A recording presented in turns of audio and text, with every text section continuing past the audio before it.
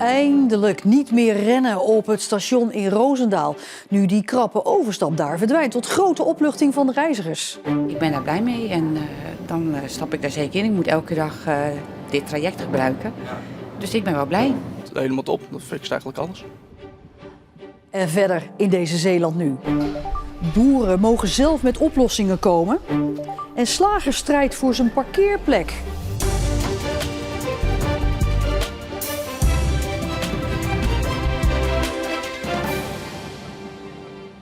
Goedenavond. Het is al jaren een probleem voor vele treinreizigers die richting Brabant moeten. De krappe overstap op station Roosendaal.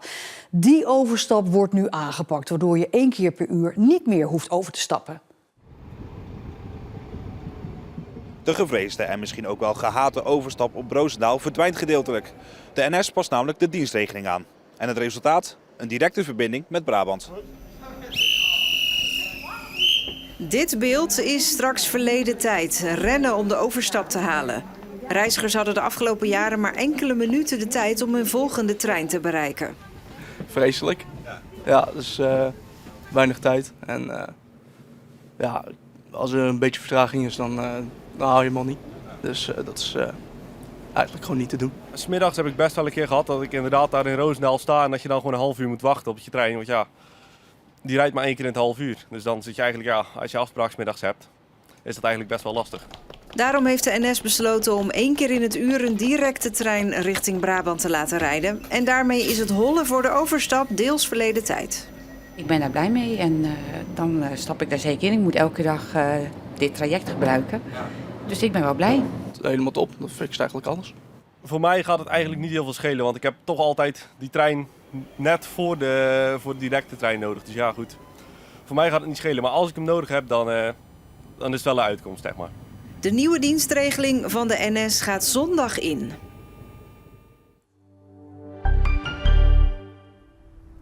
De gemeenteraad van Terneuzen heeft ingestemd met een nieuwe regeling voor kindergraven.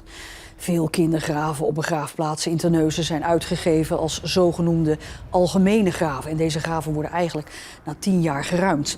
Om dat te voorkomen krijgen nabestaanden de mogelijkheid om het graf om te zetten naar een particulier graf en daar grafrechten voor te betalen. De gemeente Goes wil de Grote of Maria Magdalena kerk in het centrum kopen. De huidige eigenaar, de protestantse kerkgemeente, kan de kosten van het monument niet meer opbrengen. En is bereid het pand te verkopen voor het symbolische bedrag van €571. €1 voor ieder jaar dat de kerk bestaat. De gemeente denkt erover er een multifunctioneel centrum van te maken met vergaderingen, culturele activiteiten en ook flexibele werkplekken.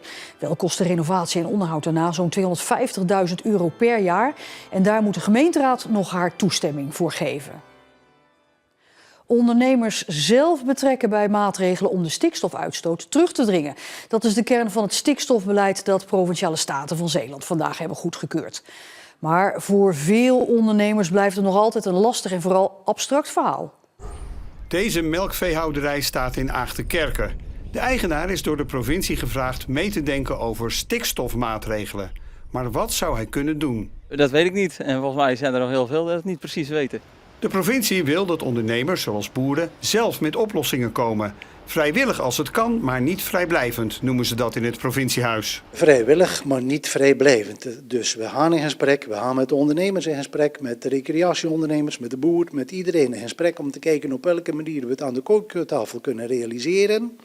En als het uiteindelijk niet zou lukken, dan moeten we met elkaar in gesprek op welke manier het wel kan. De provincie doet er alles aan om ondernemers goed voor te lichten over het stikstofbeleid.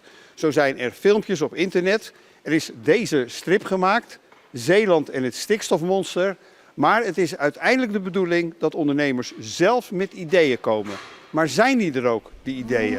Ik vind het moeilijk om te zeggen wat ik eraan kan doen of wat het voor ons gaat betekenen. Ja, maar dat is wel het idee, hè? U moet zeg maar met ideeën komen en dan kijkt de provincie of ze daar wat mee kunnen. Ja, precies. Het is een soort open uitnodiging om samen in gesprek te gaan. En op zich heb ik met collega's er ook al over gesproken. Ik heb zelfs de provincie er ook al over gebeld. En op zich, dat gesprek wil ik best wel aangaan. Maar ja, ik denk wel dat we eerst met elkaar moeten weten wat er gaande is en wat het resultaat is wat we willen bereiken. De visser heeft zo'n 200 koeien en die stoten allemaal stikstof uit. Het bedrijf ligt hemelsbreed ongeveer 3 kilometer van natuurgebied De Manteling. Het inkrimpen van de veestapel zou een oplossing kunnen zijn. Deze koeien produceren geen stikstof, maar het zou wel een hele simpele oplossing zijn als je aan een melkveehouder vraagt om zijn echte koeien weg te doen. In mijn bedrijfsvoering is dat iets wat ik erg lastig vind om koeien weg te doen. Ik heb ook een camping. Ik zou campingplaatsen kunnen schrappen. Ik vind dat allemaal heel rigoureuze zaken. Ik zoek het zelf liever in iets wat in mijn management kan helpen. Ondernemers met vragen of goede ideeën kunnen contact opnemen met de provincie. En op het Abdijplein in het politieke hart van Zeeland bij Provinciale Staten staat politiek verslaggever Marcel de Kranen. Marcel, was er nou nog veel discussie over dat stikstofplan? Nou, dat viel eigenlijk wel mee. Dat hele stikstofbeleid wordt redelijk soft-style gebracht. Mensen moeten met elkaar gaan praten en dan samen zoeken naar een oplossing. Nou, wie kan daar nou tegen zijn? Vergeet ook niet dat de gedeputeerde die je net zag, die is van de BBB, dus mild tegenover boeren. Degene die nog het meest kritisch was Trace Janssens van de Partij voor de Dieren. Zij zei, ja, eigenlijk praten we hier met een hele grote roze olifant in de Kamer. En die roze olifant is gewoon stikstofreductie door het verminderen van de veestapel. Als je koeien en varkens weg gaat doen, dan los je het probleem op, vindt zij. Ja, Marcel, dan is er vandaag ook nog gesproken over iets anders. De vernieuwing van de Deltaweg. Begrijp ik dus die weg vanaf de A58 bij Goes richting Noord-Beveland en de Zeelandbrug. Ja, daar is een vernieuwingsplan voor opgesteld. Dat is goedgekeurd, maar wel met een motie. Een motie werd ingediend door veel partijen, werd ook heel breed gedragen. Kijk nu eens serieus, provincie, of jullie fietstunnels daar kunnen gaan maken. Fietstunnels kunnen garanderen voor scholieren die van en naar school moeten. En daarvan heeft de gedeputeerde gezegd, ja, ik ga daar serieus naar kijken. Ik ondersteun deze motie. Nou, volgend jaar komt het definitieve plan hier in de Staten ter goedkeuring. Dus dan weten we hoe het er echt uitziet. Marcel, dank je wel. De gemeente Terneuzen trekt bijna 8 ton uit voor Dayton, het sociale werkbedrijf in Zeeuws-Vlaanderen, de voormalige sociale werkplaats. Dayton wordt normaal gefinancierd door het Rijk en de 3 Zeeuws-Vlaamse gemeenten, maar moet ook voor eigen inkomsten zorgen. En dat lukt Dayton niet. Er is een miljoenentekort ontstaan. Terneuzen springt nu bij en hoopt dat buurgemeenten Sluis en Hulst ook geld bij willen leggen. Fotograaf, filmmaker en beeldend kunstenaar Paul de Nooijer is overleden. Hij was een van de eerste in Nederland die werkte met geënsceneerde foto's en experimenteerde al vroeg met animaties en videoclips. Hij werkte nauw samen met zijn vrouw Françoise en werkte ook decennia lang met zijn zoon Menno. Ze zijn internationaal bekend om hun humoristische en surrealistische stijl. In Zeeland is hun film Stripshow 1850, die in het Zeeuws Museum draait, bekend en geliefd. Paul de Nooijer is 82 jaar geworden. De kustmarathon voegt komend jaar 2 onderdelen toe aan het programma. Het gaat om de Kani-trail en de Beach Challenge, allebei op de zondag. Bij de Kani-trail gaat het om een hardloopparcours van 16 kilometer met je hond vanaf Zoutelanden. En de Beach Challenge is een combinatie van intensieve oefeningen met pittige loopstukken door de duinen. Volgens de organisatie van de kustmarathon was er behoefte aan iets nieuws en zat er nog wel wat ruimte op de zondag, wanneer traditioneel de wandelmarathon wordt gelopen. Moet Dennis Gillissen, die een slagerij heeft in de binnenstad van Vlissingen, zijn parkeerplek terugkrijgen? Het is een vraag die niet alleen de slager, maar ook veel Vlissingers bezighoudt de afgelopen maanden. Volgende week buigt ook de gemeenteraad zich over de kwestie. De slager ligt in de clinch met de gemeente omdat hij niet meer mag parkeren bij de achterdeur van zijn winkel. Een onwerkbare situatie, zegt Gillissen. Voorheen parkeerde slager Dennis Gillissen zijn bestelbusje pal voor de ingang van zijn slagerij.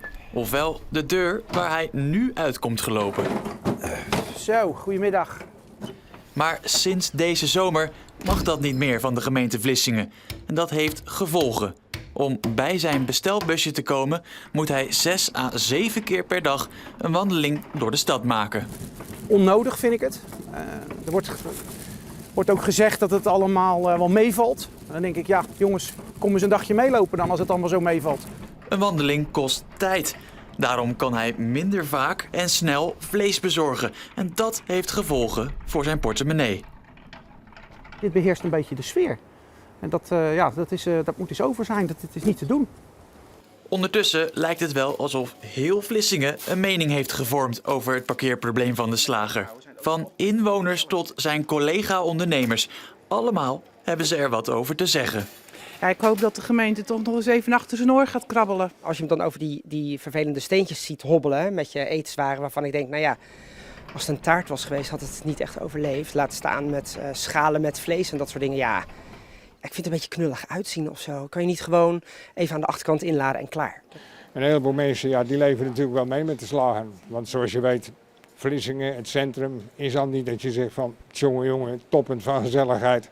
En als er dan ook nog zo'n winkelier weer verdwijnt, nou, het zou gewoon een verlies zijn. Want even voor de duidelijkheid, als hij zijn parkeerplek niet terugkrijgt, overweegt Gillissen te verhuizen naar een andere stad. Ja, zeker. Ik ben al verder aan het kijken. Wil je eigenlijk niet. Maar ja, op deze manier moet je afvragen of een binnenstad nog wel toekomst heeft. Maar de gemeente Vlissingen denkt iets anders over de kwestie. De slager mag nog altijd laden en lossen voor zijn deur. Maar parkeren, daar is geen ruimte voor. Hulpdiensten moeten er te alle tijden langs kunnen. Daarbij komt dat de gemeente iedere ondernemer gelijk moet behandelen. Een privé parkeerplek voor de slager zit er dus vooralsnog niet in. Terug naar Gillissen, die inmiddels bijna bij zijn bestelbusje is aangekomen. Het is maar 2 minuten lopen zeg, kom op. Ja, dat klopt. Een keer of 6, 7, 8 per dag. En ik dacht altijd, wij hebben ook een toegevoegde waarde voor de stad. We hebben nog steeds in deze tijd ook honderden klanten per dag. Dus ik ben ook best wel trots op mijn winkeltje. En met een goed team. En dat wil ik ook zo houden. Op 16 december komt de gemeenteraad bij elkaar om een besluit te nemen over de parkeerproblematiek.